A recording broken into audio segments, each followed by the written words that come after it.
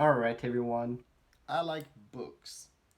And today, instead of doing some random stuff on my channel, I decided to actually do a very good video on a very good book, The Art of War, written by Sun Tzu in like 500 before Jesus Christ was even born. And it has been translated by Thomas Cleary, because otherwise I clearly couldn't have read it. Ha. So, what is the art of war and why should you read it? It is, as I stated, been written by a general, a Chinese general, and also like a philosopher, Master Sun Tzu. And what is the art of war? Is it a story? No, it's not. It is basically a lot and a lot and a lot of small little quote from Master Sun, and then there's other people, um, and I have no idea who the hell are those other people, but they are like uh, clarifying what the hell Master Sun is saying, and then they are kind of giving their own take on the advice he is giving. Why is it so important that you read this book? Well, first of all, if you're going to be a general or in military, or if you really just want to go and do a big rampage, I strongly advise reading this so you can survive, or at the very least that you know that sometime war is not the best option.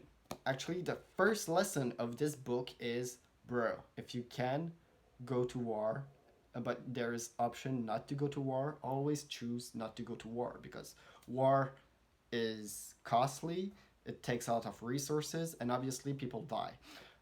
So the book literally started up with a tale of a few people in living in like a weird mythical village, and they are like, oh yeah, well me and my brothers, we're the best at curing people. So me, I don't like, before you even have a disease, I'm gonna cure it. Like before you even have to be cured, you're gonna be cured. And by like what mean can you achieve that? Well, by staying healthy and doing exercises to stay strong. You don't get disease if you stay strong. But if you get disease, the other dude is like, okay, well, before even like start seeing like symptoms, I know you can get sick from something, so don't. So how can you do that? Well, uh, not only by staying strong, but after that by avoiding stuff like drinking and smoking and stuff. You also uh, are able to not be sick.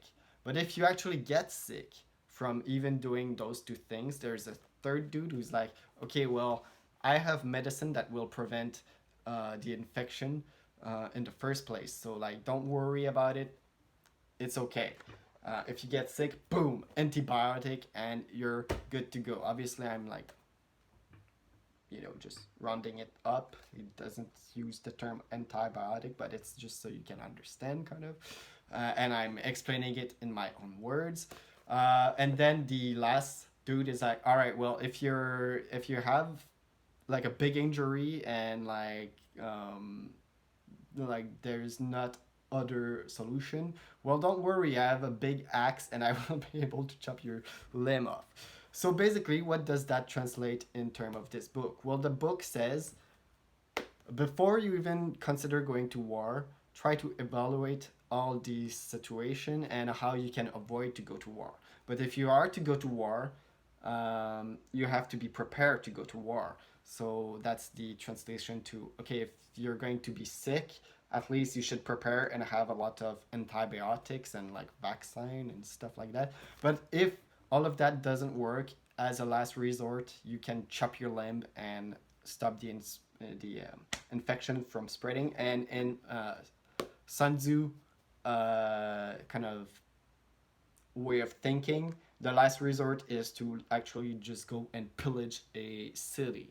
Like that's the last thing you want to do. You don't want to involve civilians in your war, and you don't want to like destroy cities and stuff. You don't want to do that because first, it's immoral. Secondly, it takes a lot of time, a lot of resource, a lot of energy. So it's really last offensive, and it's really true. I mean, at this point, at this day and age, for example, terrorism cells, they are on their last legs and they are trying their best to survive and to do offensive. But how do they do that? They're really like implying strategy where they involve civilian and stuff. So you can clearly see that they are at a big disadvantages.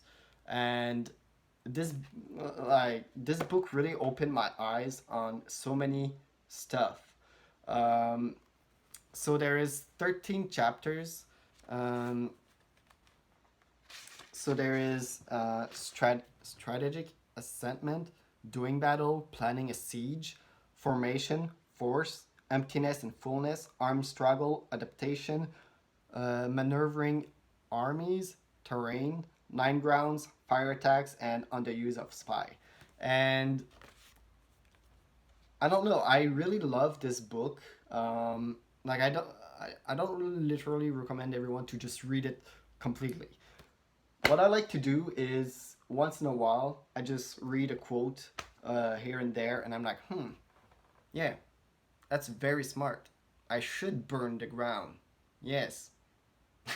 But no, but literally, you can really translate, like, even if you're like me, an average person, like not planning on going into battle, I am equipped. I do have a sword. So if there is a zombie apocalypse, it's blunted, but it still can be used as a very like crude club. Um, I've seen a video on Shadowversity talking about swords, so that's a little cameo. But yeah, so a lot of people, not only in the military but like in financial businesses, have read and took a lot of knowledge from this book, because it is very easy to translate one lesson into something concrete. Obviously, there is some like the fire attack. I don't think I don't think you can translate that to many more things than like, okay, well, if your army is surrounded with like dry lands, you should burn it. But in the same time, you can always say like, all right, well, I'm in the business and I want to burn them all before they can burn me. Um, it's let's just read a quote. Okay, so I'm gonna go with the planning of a siege. Master Sun really don't like sieges, and at this point I can see why. So he says, if the general cannot overcome his anger and has his army swarm over the citadel, killing a third of his soldiers, and yet the citadel is still not taken, this is a disastrous attack. Sorry. So then there is like other people, like Cao Cao. I'm not sure if I pronounced that right or wrong, but Cao Cao clarified this by saying, if the general is so enraged that he cannot wait for the siege machines, and he sends his soldiers over the wall like a swarm of ants, this is killing and maiming the soldiers. What is maiming? I don't know, but I will learn this word. This is awesome. I learned new words in English with this book. Then Jialin, Jialin, he says, or she, but I think it's a he, not assuming gender, obviously. Just ingratiate yourself with the people while causing inward rift among the military, and the city will conquer itself. That is very wise. Then Master Sun says, therefore, one who is good at martial arts overcomes others' force without battle, conquers others' cities without siege, destroy others' nation without taking a long time. Um, there's a lot of other like knowledge like that. All right, so let's read "Doing Battle." So Master Sun says, "Those who are near the army sell at high price. Because of high price, the wealth of the common people is exhausted." Very true. I'm gonna skip all the others because I do intend all of you guys who've watched this video to go buy it freaking now. I got it on a in a thrift shop. So very inexpensive price, but like, yo, it's $7.99 US or like $10 for me. You know, it's it's a small book. It's a small book full of knowledge, and like if there is like World War III, I'm gonna be ready. I have the sword. I have the hat. I have the cup with like a quote from Tyrion saying, "I drink and I know things." And I have this book, so I'm pretty well equipped. Um, I'm gonna be like ready for a zombie apocalypse and stuff. Don't worry about me, guys. I'm very well ready. Okay, so I want to read another quote. When resources from Master Sun, obviously, because Master Sun, let's face it, he knew stuff. When resources are exhausted, then levies are made under pressure. When power and resources are exhausted, then the homeland is drained. The common people are deprived of 70% of their budget, while the government's expenses for equipment amount to 60% of its budget. By that, I think what he mean is that when the army is really exhausted, this is where like you reach the breaking point where everyone just want to stop the war and they make crazy decision. Um, and we can reflect on that, for example, by taking the example of Germany in World War I. At the end of World War I, everyone was exhausted, and Germany, after like Russia break first in 1917 with the revolution, then there came like the last year of the war, and Germany was like, okay, well, screw it, we are not going to win. Britain is too powerful. The USA have just joined the chat. We are screwed, guys. We tried our best, but we don't have any resources. Our manpower is dwindling. We have like 14 years old people fighting now because like all our veterans are pretty much dying or being depressed or just, you know. So at that point, Germany was like, okay, well, we pretty much have lost, so we don't have a lot of resources. So now let's try to survive. And what happened then is basically what was stated in here. Crazy decision to like destroy the military force of Germany, destroy the economy of Germany because Germany had to repay everyone else. It's crazy, really, like to think that if World War I was solved in a better way for Germany, there wouldn't have been World War II. I don't think so. But yeah, basically, at the end of that war, everyone ganged up against Germany and forced them to live in a very, very bad situation. And when you have so many people living in a bad situation, um, they become desperate. And sadly, we saw the rise of nationalism, socialism, so Nazi Germany, from the bad gestion of the First War, the end of the First War. So, and yeah, it was pretty much well explained by a dude that lived like 2,000 years before that even happened. It is crazy. I've done a research after reading that book, well, I didn't read it all. Obviously, sadly, I'm sorry. But I'm reading some quote here and there. It is very important. I'm going to sidetrack. I'm gonna.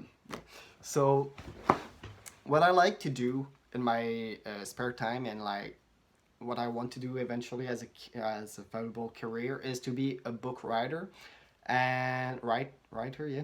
And I really love fantasy genre. Obviously, big fan of Game of Thrones, obviously, um, and other stuff. But yeah, what I like is to build characters and situation of battle where it actually makes sense. I'm really tired of movies like Star Wars portraying like crappy strategy, and like you're like, what the hell? Why didn't the Empire adapt to have like better guns to shoot down the rebel scum? Like why? So I like to actually imply some of the strategy in this book, and actually not imply some of the strategy to make my character either win or fail, because I want to show in my books that every like decision that you take, it doesn't matter if you're the bad guy or the good guy. First of all, I don't think there is really good and bad guy in my universes. I think there is just a lot of crappy people fighting for what they believe is the right thing, but you can really well argue it's not. But I really just enjoy seeing how some strategy can work and some cannot work, and then explain why some work and some other doesn't. And for me, who haven't been in military or haven't been a knight, I know I have a sword, you know, but I'm not a knight, you know. And so if I want to make the most realistic universe possible, I even like drew a map right here because I'm doing some collaboration. You don't see anything, but I'm doing some collaboration with one of my friend, and right now we are creating a super cool universe. I'm super hyped about that. But yeah, I really just want to base my strategic decision on something valuable, not being like, oh, it worked because the plot needed it. No, I want the plot to evolve according to some guideline and principle, and this book is perfect for it. And with my TDAH, I just forgot what was the other thing I wanted to talk about. But yeah, really good book. 100 out of 100. My bird is flying in the apartment.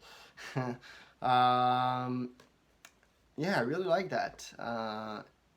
All the lessons can be applied to so many stuff in real life.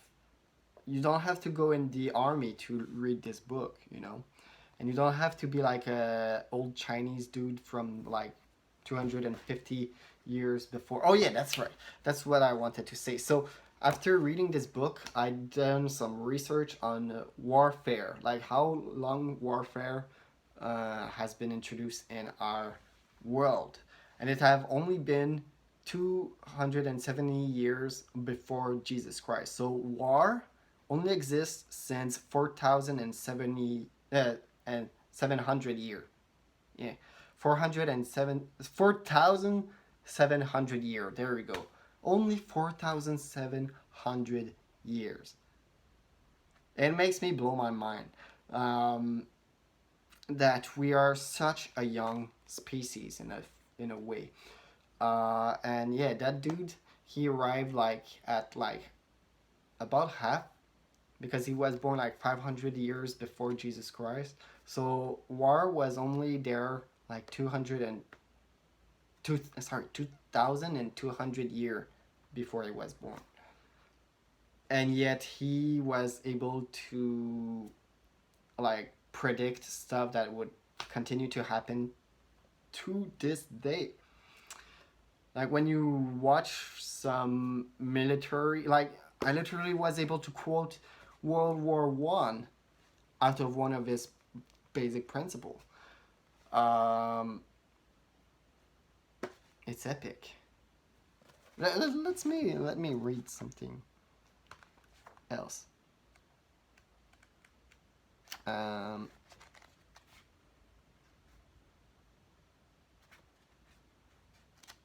okay, so okay, we're going to read terrain. When the general are so this is a quote from Master Sun right here, and it's all just little quotes. It's so fun. Um, when the generals are weak and lack authority, and instructions are not clear, officers and soldiers lack consistency, and they form battle lines every which way. This is riot. When the generals cannot um, assess opponent, clash with much greater numbers or more powerful forces, and do not sort out the level of skill among their own troops, these are the ones who get beaten. Damn.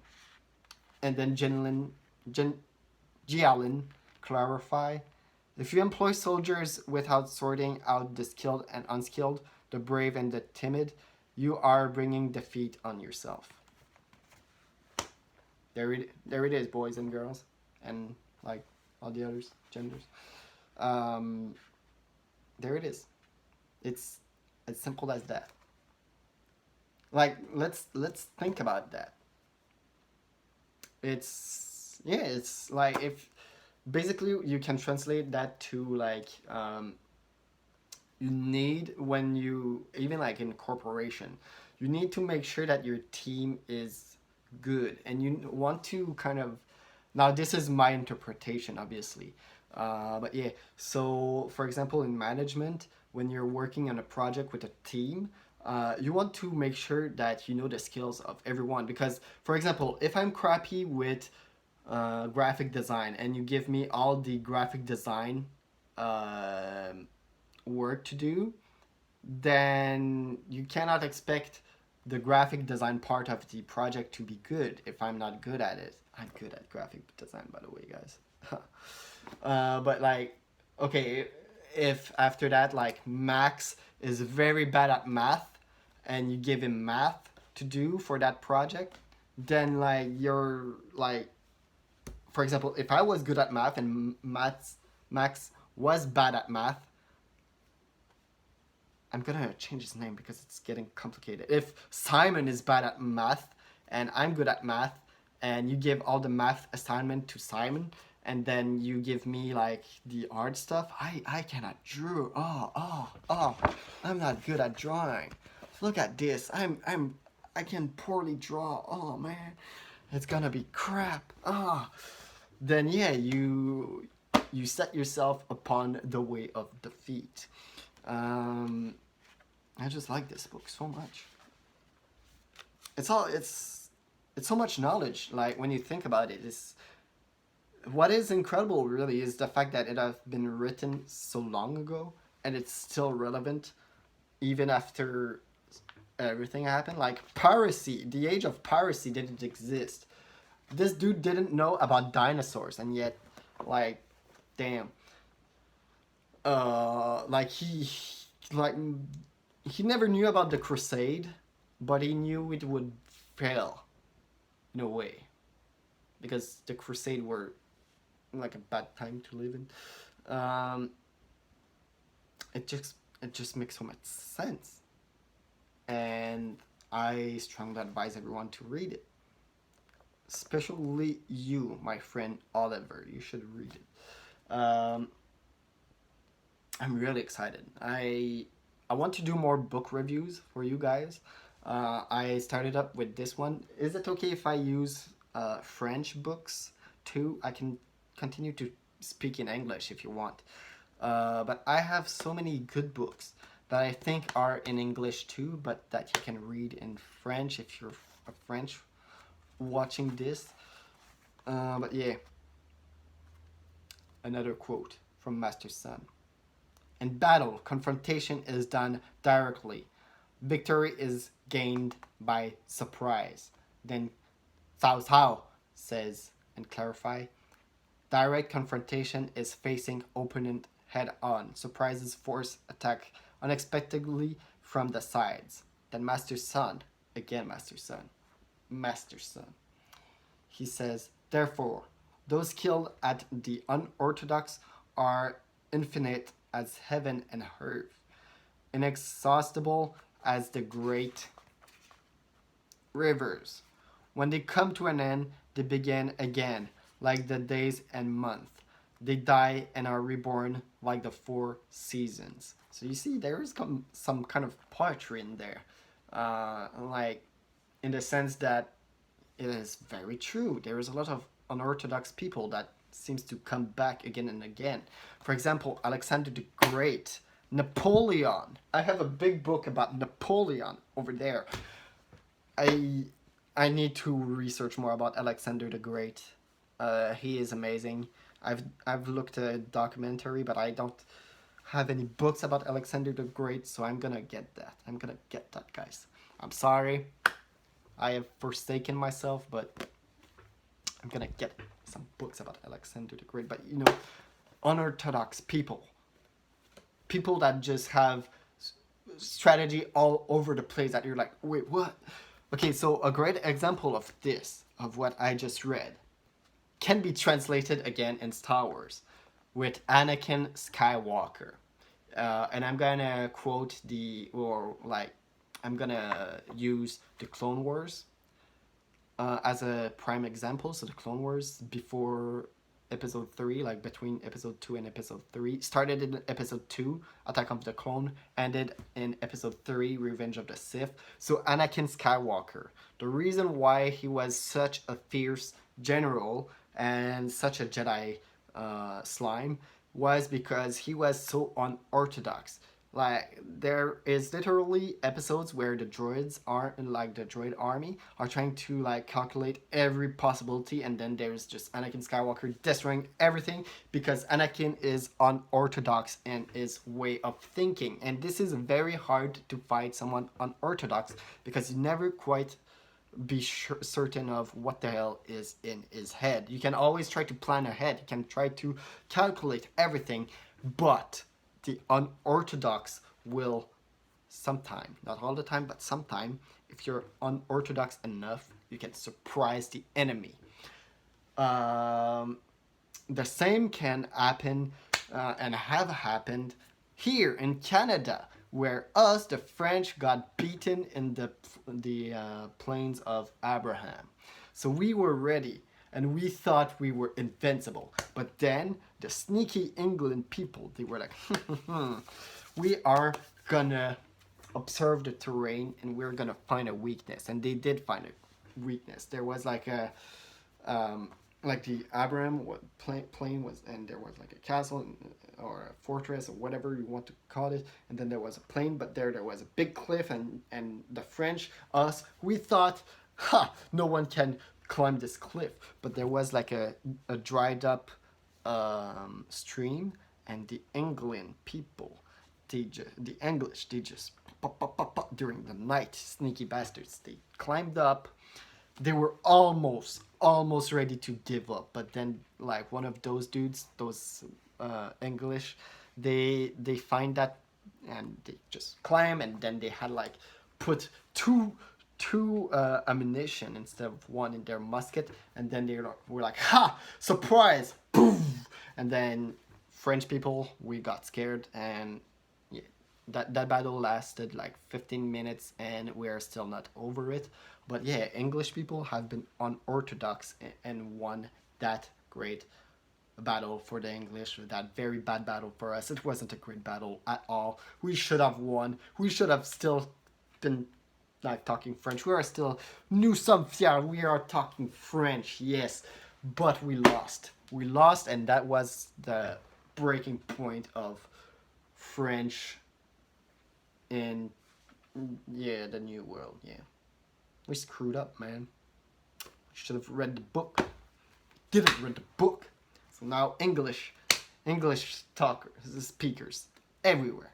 They're everywhere talking about like their English language. English. Yeah. We should have won. If I could like go back in time, show that book to my French ancestors, I would be like, ha, we're gonna French kiss them. They're never gonna expect that. We're gonna put some orange cone on their like dry streams and careful, it's wet. And then the English people would be like, oh my god, we cannot climb this, there is some orange cones. No, we are blocked, we are screwed, we cannot invade French. Quebec, guys, Quebec cannot be defeated, god damn. So strong, so strong. This book, this book is very important. Very, very, very important. Let's read another quote. Oh, there's one of my neighbor walking. Okay. The neighbor walk whenever I watch. Okay, so Master Sun says, and I think that's a poetry. It's about maneuvering army.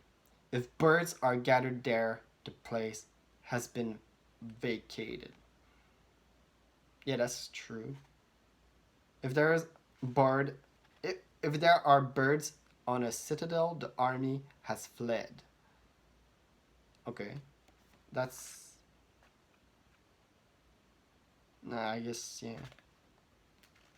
So if you watch a citadel and you're like, there's some pigeon over here, that means you can claim the citadel. If there are calls in the night, they are afraid. So if they do the caw, they're very afraid. When soldiers call in the night, it means the general is not brave. That's Cao Cao saying that. Then Dumu arigato, Mr. Roboto. But yeah, his name is actually like Dumu. Like what an odd name. Again, Dean Michael is not better for him, but you know. So Dumu says they're fearful and uneasy, so they call to each other to strengthen themselves. Then Chen Hao says, if there is one person in 10 with courage, even though the other 9 are timid and cowardly, depending on the bravery of that one man, they can still be secure. Now, if the soldiers call out in the night, it is because the general has no courage, as Cao Cao says. So don't call in the night, boys and girls. Call in the day. Alright, for this one, I'm gonna imply not a military statement, but a in your love relationship. If you call a girl in the night, or if you only text her, that means you have no courage. But if you call her in the day, like actually face to face, and you say like, yo, girl, or boy, whatever gender you are, I like you, wanna go out with me?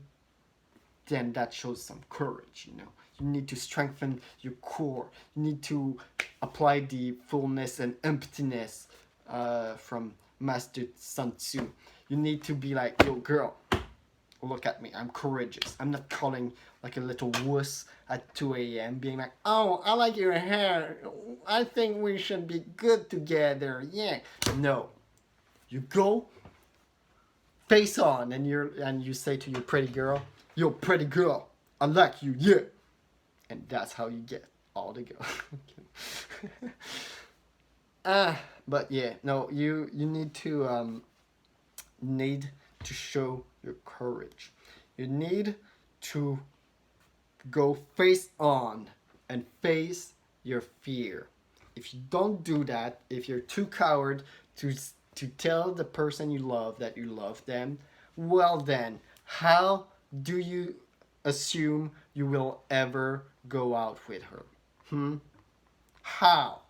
If you cannot face the person you love, if you cannot face it, or her, or Z, how do you assume they will actually want to go out with you if you don't even have the courage to tell them, like face on, that you love them? Now that's a very good lesson I'd give you all. A lesson I myself have learned from this book. Not really, but like the book knew it before I even knew it. If I had the book before, I would have like been such a massive phenomenon in a high school. I was very cool and popular, but like, bruh, if you're not cool yet, it's because you haven't read Sun Tzu, Art of War. Yeah, you need to take your courage. You need to go and say like you need to go closer to your girl or your boy or whatever you love, and you need to go close and be like, yo, according to Master Sun, by taking equipment from your own country but feeding off the enemy, you can be sufficient in both arms and provision. And that, ladies and gentlemen, is how you conquer hearts. No means no, by the way. If you try to besiege the temple of a woman, you have already lost. I don't want to see none of you guys, or girls, or Z.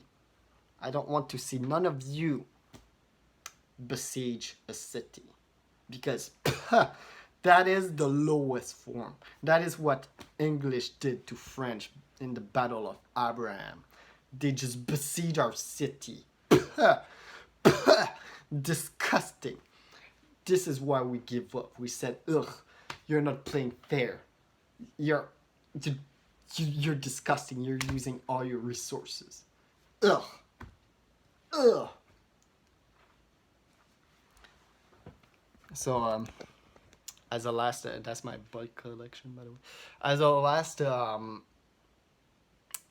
message for all of you guys, Muggle born.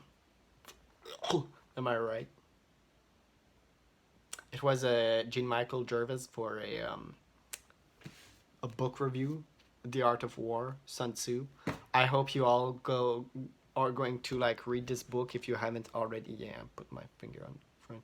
I hope you're all going to go buy this book right now, read it completely, and then spam my comment section of all the cool quotes you can find.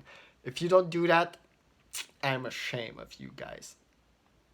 I cannot even call you my subscriber if you don't do that. I'm gonna call you my meh, but if you do, I'm gonna call you my serves, because it's honorable. It's not a trial. It's not a slave. It's not a servant, or a villager. It's just a serf. You know, you serve me. So subscribe, god damn it. I need some subscribers so we can promote Sun Tzu Art of War to more people. I love you all. Thank you for watching. Peace. I hope this video is not cut in two, god damn it. Bye.